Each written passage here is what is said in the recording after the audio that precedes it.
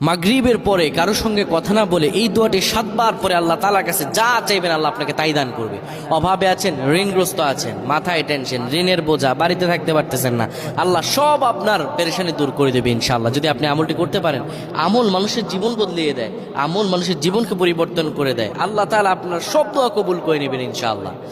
মাগরিব নামাজের পরে কিবলামুখী হয়ে থাকবেন, কারো সঙ্গে কথা বলবেন না, কারো সঙ্গে কথা না বলে কিবলামুখী হয়ে আপনি পড়বেন আল্লাহুম্মা আজরিনা মিনান নার।